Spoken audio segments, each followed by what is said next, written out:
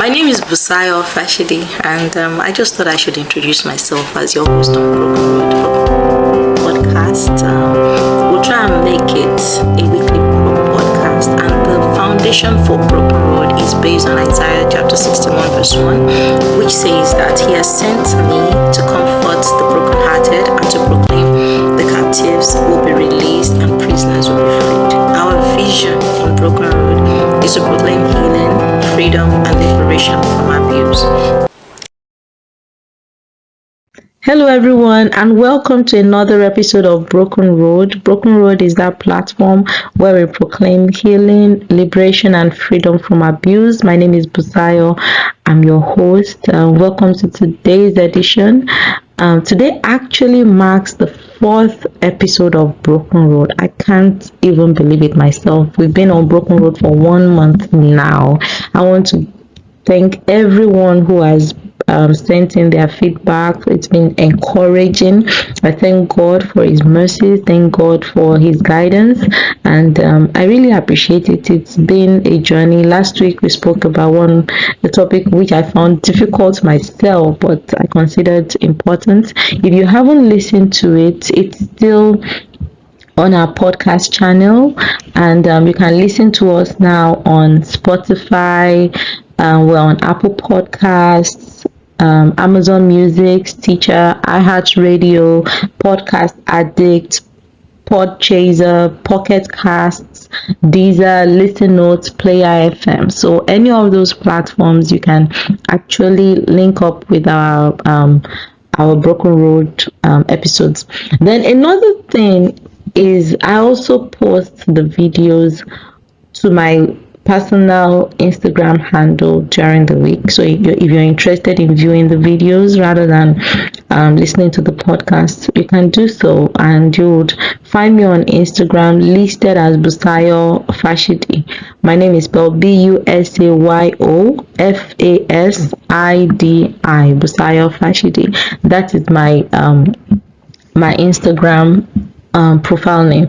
So for this week on Broken Road, I remember when we just started, and before we started and we released the announcement. So the phrase that God gave me, which opened my eyes to what abuse was and actually helped me understand my purpose, was not every bad relationship is abusive, but every abusive relationship is bad. I received a lot of questions from people who were curious, who wanted to know what the differences were. So today we're going to be examining what makes a relationship abusive, or why, or bad.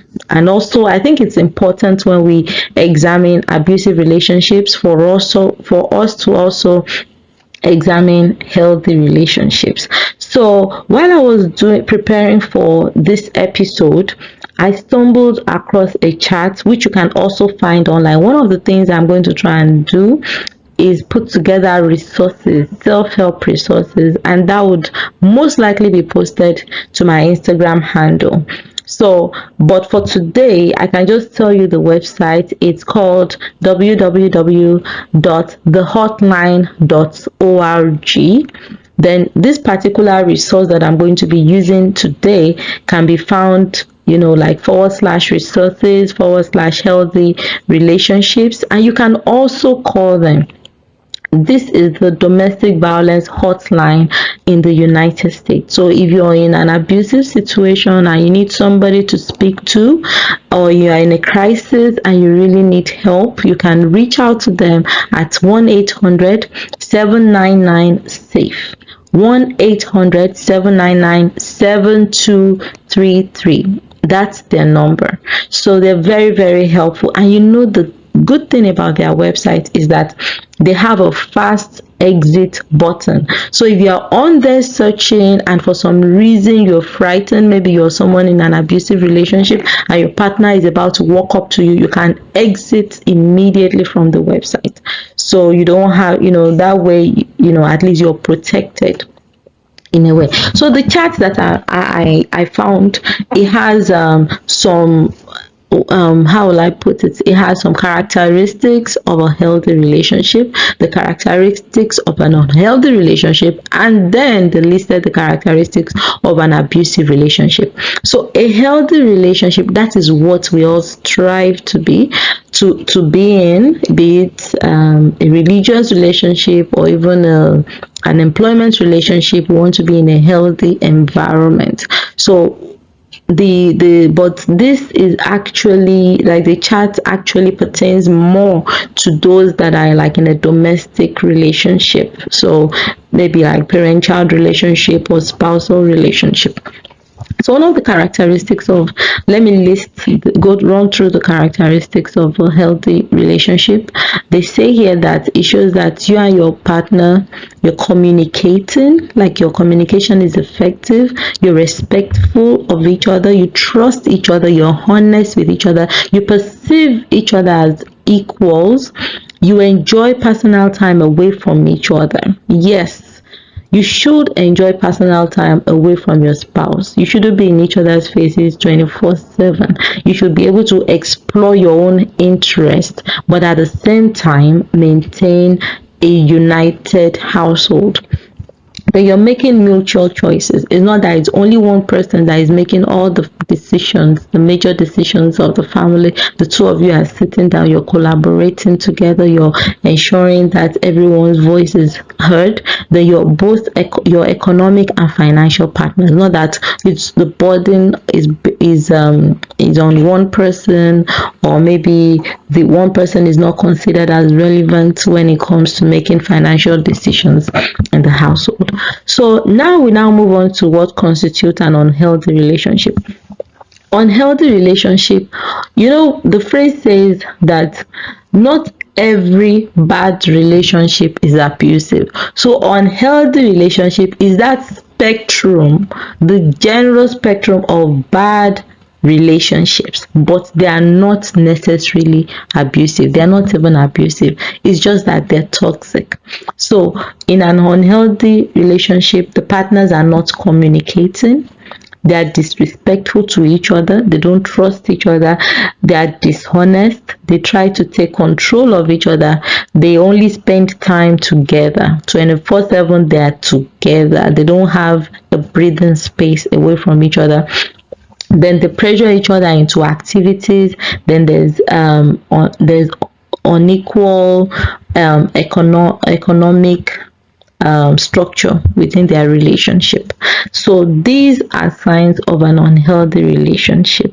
So they can actually be bickering, and the interesting thing is that adultery, being in a relationship, is wrong, it's bad, but that doesn't make the relationship abusive. Adultery in itself. So if you have a partner that is just selfish, that doesn't make the relationship abusive. No, it doesn't. The person is just selfish. They just have things to work on. So that's the reason why it's very important for us, and most especially people who counsel those in abusive relationship. It's very, very important to understand the difference between this type of relationship. A relationship may be toxic, yes. It may be such that the two of them cannot communicate. One person is always disrespectful to the other person, but they are not abusive to each other. It's not abusive. So then you can help them work on their communication skills. But when it comes to an abusive, those ones, you can still manage it, you can still endure once they learn effective ways of communicating with each other, or respecting each other, and even try to work each other. You can learn some of those skills, but abuse is fundamental. The thing about it is that an abusive person, it is that person's character or nature. So there's really nothing the other spouse can do to change that person. So the focus in healing from abuse is not going to be on that person who is abusive, but it's rather going to be on the abused person. I don't remember the exact Bible verse right now, but I remember in my study of Job, there was a part where, you could see that Job's focus was more on, oh, God is not judging the wicked, God is not doing this to the wicked. No, that's not. So sometimes we get carried away and focused on other people, rather than on ourselves. So for us to heal effectively, it has to be a personal journey. You're not looking at the other party, but you're healing from the abuse that the other party is inflicting. So what are the signs of an abusive relationship? According to that chart, it says communicating in a hurtful or threatening way, mistreating the other party, accusing the other party of cheating when it's untrue, denying their actions are abusive. I know a lot of us know about gaslighting. Gaslighting is when people try to make you doubt your reality. They said something, or they might have said something to you, which you can recollect what they said, but then when you bring it up or you present it to them, they distort it, they twist it, they tell you, no, I didn't say that to you. They make you feel as if you're crazy. That is, I think some people call it crazy making. Then they're controlling and they isolate their partners from others. So those are the characteristics of abuse based on the chart that I discussed. So one thing that I found very, very helpful is this power and control wheel that was created by the Domestic Abuse Intervention Project. Very, very useful. Very, very useful. A lot of therapists use this in their demonstrations. So the power and control wheels, it describes an abusive relationship. This is with regards to a domestic relationship. We're still going to view abuse in a religious setting and also in an employment setting, but for this particular purpose, we're considering abuse in a domestic setting relationship. So the power and control, and that is the basis or the foundation of abuse. Abuse is to exert power and control over another person. So the forms of abuse are those tactics which are used to exert this power and control. That is what makes abuse evil or horrible or terrible in its effect. It's like one person is wielding the control over another person. One person wants to exert unwholesome power over the other person. So in the process, they change the core of that other person. It's almost like enslavement. It could feel like being enslaved. It's like you have to change who you are. You have to be controlled by this other person all the time. So it's really, the effects of it is really devastating.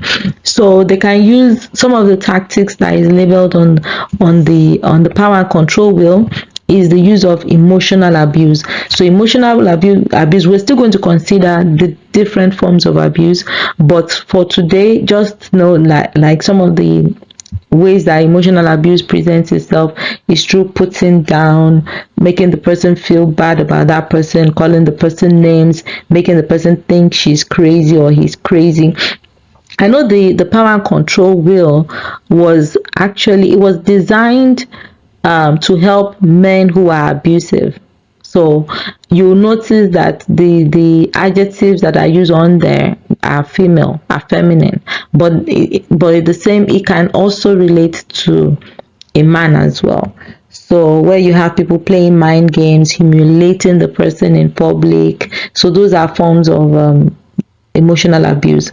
Then isolation, that is one thing that abuse thrives on. It thrives on isolating the warrior from the family members. It's like they remove you from your support structure, so that way they have they are able to exert as much power and control as they intend to wield. So minimizing, denying, and blaming. So they make light of the abuse. Sometimes after talking to you, maybe putting you down, like, oh, I'm just joking with you. Can't even take any little joke. No, that's wrong.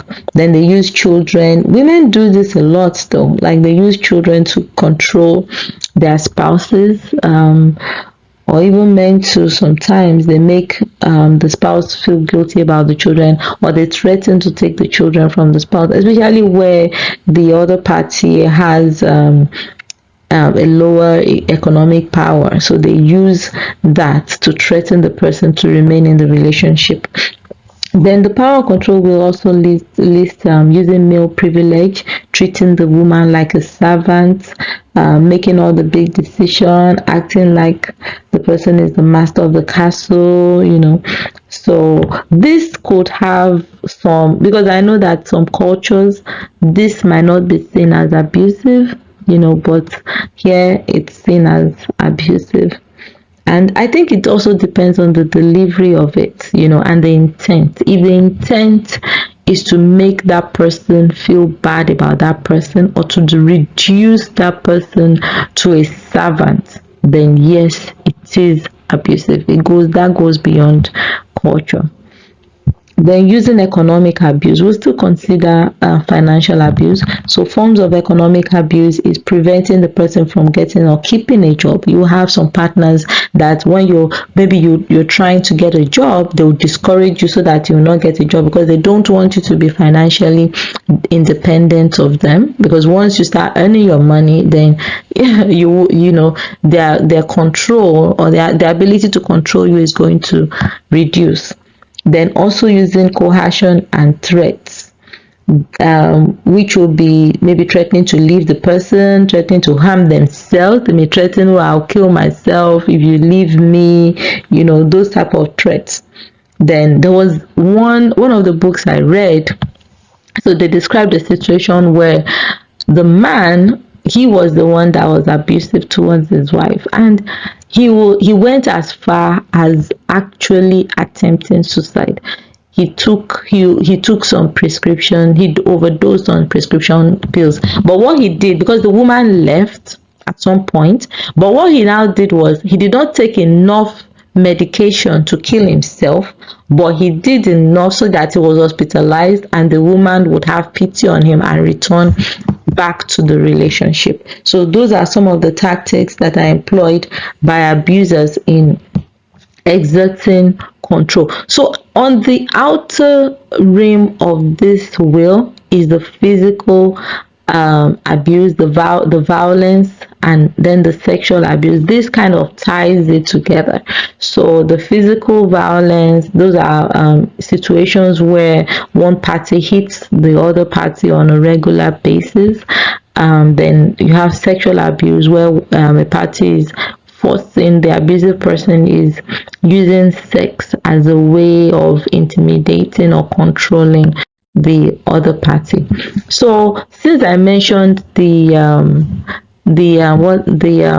violence, the power and control will, I think it's only fair to also mention the equality will. The equality will is the one that shows a healthy relationship. So you have respect, you have trust and support, supporting each other's goals in life, respecting each one to make their decisions, have friends, have opinions.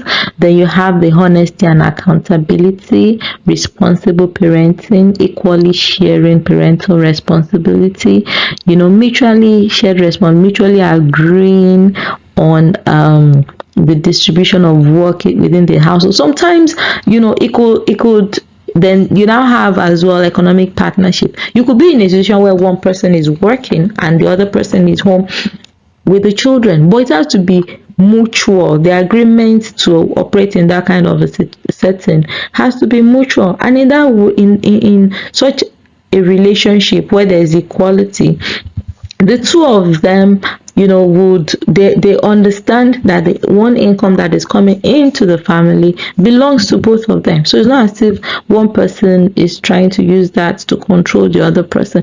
In abusive relationships, you have situations where one person would maybe put the other one on an allowance. In financial abuse, maybe just give the other one like $20 a week, or whatever currency that they earn, and just keep that person in an allowance that cannot do anything. This person is not working, so how do you expect them to fend for themselves? And they also have responsibilities as well. Maybe they have aged parents that need to be cared for. So then, in an equal or healthy relationship, so to speak, they resolve their issues in a non-threatening manner. The two of them work together to ensure that they resolve their whatever issues that they might have. So what are the effects of abuse? So this is the reason why I'm passionate about denouncing abuse. And I'm so honestly, when you sit down and think about its effects, it makes me sad.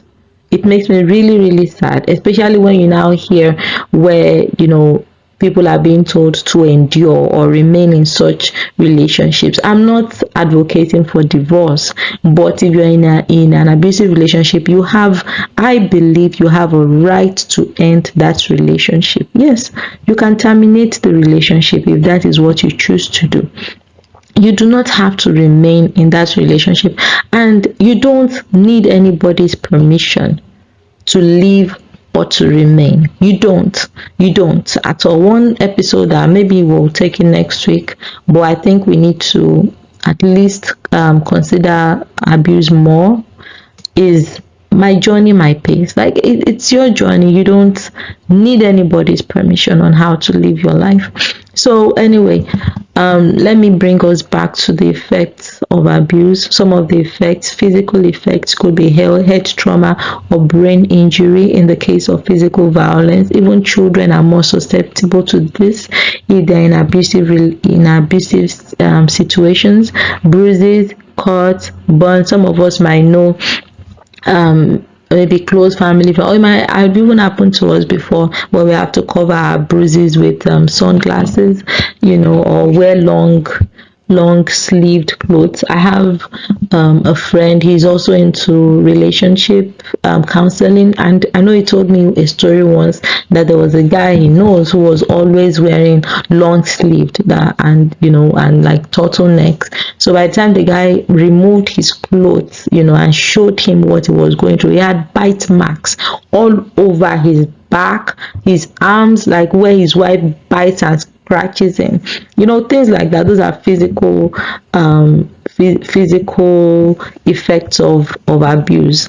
Then you also there could be a loss of limb or even maybe eyesight if the person uses something really, really, really tough or hard to hit one on the head, and the trauma can lead to eye loss or eyesight loss. Then the psychological effects of abuse. Somebody once said that the physical effects are not even as bad as the psychological effect, because the psychological effects are such that you cannot see them, and they last for a very, very long time if they are not dealt with. Another one I missed of the physical effect is physical death in extreme cases. Abuse can lead to physical death. If you are in a violent situation or you know someone in a violent situation, please try and get the person away from it. Please. Parents who have adult children who are married and are in abusive relationships and they cry out to you for help, please don't return them back to such homes. No, please. Let the other party go get help. Please, people have lost their lives in domestic violent situations. So the psychological effects are anxiety disorder, depression, engaging in risky behavior such as sexual promiscuity. You see this a lot in teenagers. So some teenagers that are exhibiting sexual promiscuity, before we're quick to judge them, we need to consider where they're coming from. Some have been sexually molested as children. Some have endured extreme physical abuse. We're going to talk about child abuse as well here on Broken Road, so that as parents we understand the importance of good parenting. Then lack of self-esteem, drug and alcohol abuse, mood disorders, lack of self-esteem. Then post-traumatic stress disorder. We'll still talk more about all this in due course. So I'm going to end today's episode on that note. From the effects, we see how terrible abuses. God does not approve of abusive relationships. God is not one to tell you to stay in an abusive relationship. He was the one that brought out his children, the children of Israel, with a strong arm from under the oppression of the Egyptians. So why would such a loving father now tell you to remain in an abusive relationship? No, he wouldn't say that. He would not do so. But because abuse is such a personal journey, the first thing is for us to begin the healing process. That is the first thing. Nobody is telling you to leave your marriage or your relationship. No, the first thing is to begin the healing process. This is the reason why Broken Road is here. We're here to help guide through this healing process. Thank you again for joining me today on Broken Road. So until next week, have a blessed week.